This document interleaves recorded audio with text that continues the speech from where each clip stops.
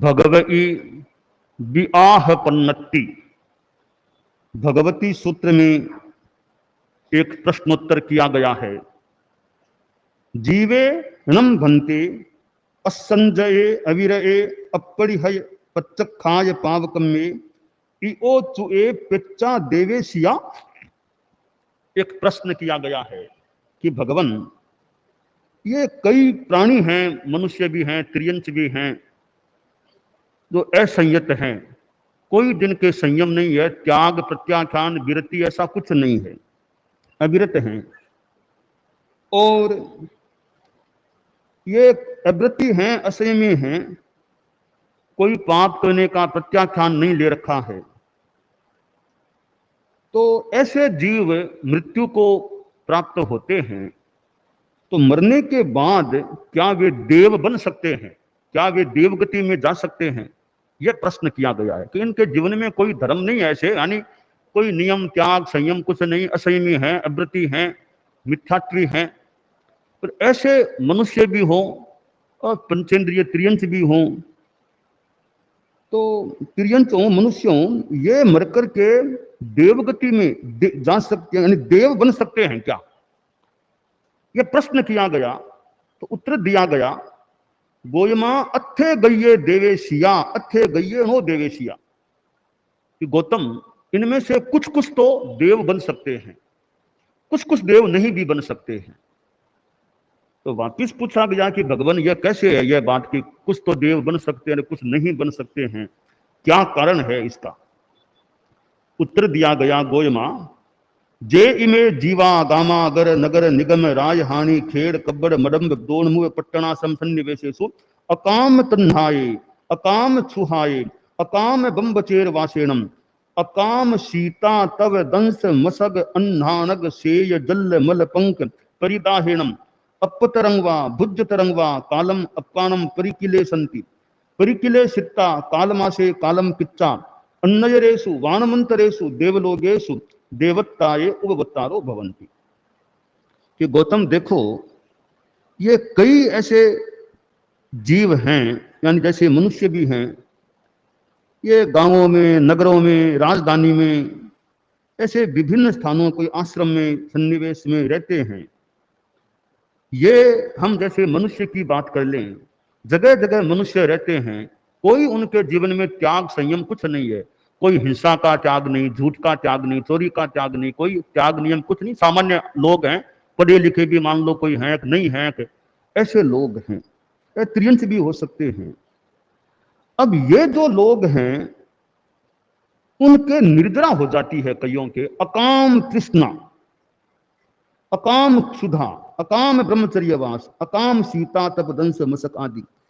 कब ये हैं, वे अकाम निर्जरा कर लेते हैं। जैसे अब धूप में खड़े हैं, मजदूर लोग काम कर रहे हैं, अब उनको खाना भी टाइम पर नहीं मिला, लेट मान लो खाएंगे, भूख भी लग गई है, भूख सहन कर रहे हैं, धूप में प्यास लग गई है, प्यास को सहन कर रहे हैं, कहीं सर्दी में सर्दी सहन करते हैं, और कई मच्छर आदि उनको काट रहे हैं, खेतों आदि में मच्छर जीव काट लेते हैं, वो काट भी रहे हैं। सर्दी गर्मी आदि को वो सहन करते हैं, पसीना उनके आ रहा है, शरीर में मैल सा हो जाता है, उनको तकलीफ पड़ रही है शरीर में, फिर भी बैठे हैं, काम कर रहे हैं, काम में लगे हैं। परिवार से दूर कई लोग परिवार से दूर रह रहे हैं, अकेले रह रहे हैं, परिवार साथ में नहीं है। अब जैसे हम कल्पना कर लें संभावित रूप में, अब सेना में कितने लोग भर्ती हैं, मान लो वो सीमा पर तैनात खड़े हैं, परिवार से भी दूर हैं, सेना में भी भर्ती है, परिवार से दूर है, सीमाओं पर वो तैनात हैं, सन्नद्ध हैं। अब कभी सर्दी में वो जाते हैं, सर्दी में अपनी ड्यूटी में रहते हैं, कहीं गर्मी में ड्यूटी में रहते हैं, परिवार पास में है नहीं, खाने पीने का पूरा पता नहीं, कभी मोड़ा मिला कर नहीं मिला, कभी भूखे रह गए, कभी प्यास भी सहन कर लेते हैं। ये कष्टों को झेलते हैं, परंतु इनका लक्ष्य कोई साधना नहीं है, इनका लक्ष्य कोई मोक्ष प्राप्ति कोई नहीं है, तो वो सहज भाव से कष्ट उनको आते हैं। अब सेना में भर्ती हैं तो कब कहां जाने का उनको मौका मिल जाए, महीनों तक ही वापिस वहीं रहना होता है, मान लो कोई परिवार साथ नहीं है, परिवार से दूर है। और कहीं पहाड़ों में जाओ, कभी ऊपर चढ़ो, वहां जाओ, वहां जाओ, सर्दी में भी खड़े रहो, वहां पर ड्यूटी में खड़े रहो तो सर्दी सहन कर लेते हैं। धूप में, गर्मी में जाओ, वहां ड्यूटी में रहो तो वहां गर्मी में रह जाते हैं। वहां और भी प्राणियों के और के कष्ट आ सकते हैं, सहन करते हैं। कि ऐसे ये लोग हैं जिनमें कोई मोक्ष की, धर्म की वो भावना नहीं है, पर वो कष्टों को सहन करते हैं। अनायास उनके संयम हो जाता है, दिनों तक वे स्नान भी नहीं करते हैं, बिना स्नान रह रहे हैं। तो शरीर में खुजली हो जाए, कुछ हो जाए, कोई बात नहीं, चलता है उनके शरीर में। तो ये जो सहन करते हैं, सहज में संयम, परिवार से दूर है, सहज में संयम भी उनका हो रहा है। तो यह जो अकाम मोक्ष की इच्छा के बिना सहजतया जो वो संयम रख लेते हैं, सहन कर लेते हैं, इनसे उनके कर्म निर्जरा हो जाती है, अकाम निर्जरा हो जाती है। तो ऐसी स्थिति में ये कई पशुओं में देखे हम, अब ये भैंसा है, भैंसा गाड़ी में जुटा हुआ जाता है, कभी टाइम पर खाना मिले कि न मिले, भार लदा हुआ है, सहन कर रहे हैं बेचारे। ऊंट है, घोड़ा है, हाथी है, अपनी ड्यूटी में है, खाना पीना मिल गया नहीं मिला, और भी सहन करना, कभी मार भी सहन करनी पड़ सकती है। तो ये प्राणी भी सहन करते हैं। तो मजदूरों में देख लें, सैनिकों में देख लें, और भी कई जो ये नौकर चाकर हैं, अपने गांव से दूर कहीं रहते हैं, नौकरी करते हैं, सहन करते हैं, जैसा तैसा स्थान मिला वहां रह जाते हैं, तो वो भी सहन करते हैं।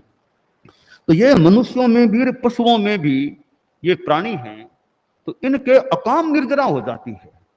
इस अकाम निर्जरा के कारण से फिर वे देवगति के आयुष्य का बंद कर लेते हैं। शास्त्र में कहा गया है कि ऐसे ये प्राणी हैं, मनुष्य हैं, त्रियंच हैं, वे मरकर के बानमंत्र गंत्र देवगति में पैदा हो जाते हैं। देवों के 4 प्रकार हैं, भवनपति, गंतर, ज्योतिष और वैमानिक। तो ऐसे कई ये मनुष्य, पशु, त्रियंच हैं जो अकाम निर्जरा करते हैं, वे मरकर के बानमंत्र गंतर जाति के देवों में पैदा हो सकते हैं।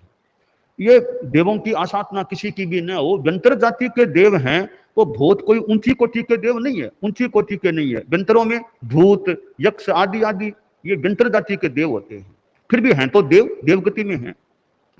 तो ऐसे जो मनुष्य हैं, त्रियंच हैं, जो अकाम निर्जरा करते हैं, सहन करते हैं, और यह भी कल्पना कर लें कि ज्यादा कोई पाप भी नहीं करते, मजदूर है, सैनिक है, ज्यादा कोई जिंदगी में पाप नहीं करते हैं, सामान्य सा जीवन है, पर साथ में अकाम निर्जरा करते हैं, तो इस कारण से ज्यादा पाप तो है नहीं, अकाम निर्जरा हुई है, आखिर कहाँ जाएंगे? बहुत ही ज्यादा पाप करे तो मानो नरक में चला जाए या त्रियंच गति में कोई चला जाए, इतना पाप भी नहीं करते हैं, साथ में अकाम निर्जरा होती है। इस कारण से वे देव गति में, और यहाँ उल्लेख है बान मंत्र देवों में, वे पैदा हो जाते हैं।